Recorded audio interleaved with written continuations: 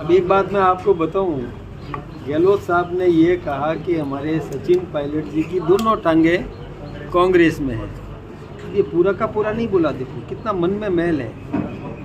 यानी पूरा का पूरा सचिन पायलट उनके अपने साथ नहीं मानते हैं, वो केवल टांगे टांगे मानते हैं और बाकी क्या मानते हैं ये समझ में नहीं आया। दूसरा, गहलोत साहब बहुत बड़े ऐसे नेता हैं, वो आज भी सचिन पायलट जी को बच्चा समझ रहे हैं कि पहले भूल कर दी, अब भूल नहीं करेगा, अब वो टिका रहेगा, पहले किसी ने और प्रभावित कर दिया था।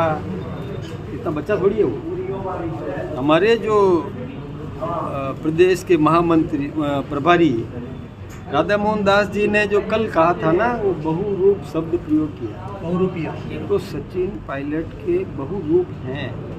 वो सौम्य है, चेहरा देखने से ही इतना सौम्य लगता है, बहुत अच्छा लगता है, सुंदर है। एक रूप तो ये है। और कभी उनके पिताजी का अशोक गहलोत जी ने अपमान किया था तो रौद्र रूप भी दिखाया। तो रूप तो कई है, कई रूप दिखाते हैं, उसी को तो बहुरूप बोलते हैं। तो उसको थोड़ा समझने की ज़रूरत है। क्यों नहीं समझ पाते हैं आपके डोटासरा जी? हमारे उसको कैसे कह दिया, कैसे कह दिया?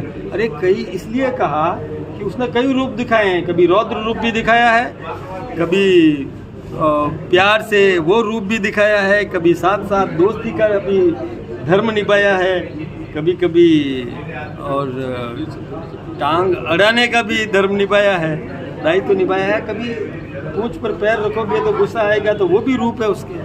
इसलिए यही कहा था, उसको कोई अन्यथा नहीं है। उनके मन में चुभन है आज भी, और सचिन जी के दिमाग में हमेशा वो चुभन रहेगी। वो जो नकारा निकम्मा वाली चुभन हमेशा तो आ जाएगा। इसका मतलब कितना बालक मान रहे हैं आज भी सचिन पायलट को। अरे आज बालक नहीं है वो, उसको अभी भी अशोक गहलोत बच्चा मान रहे हैं, बालक मान रहे हैं। ठीक बात नहीं।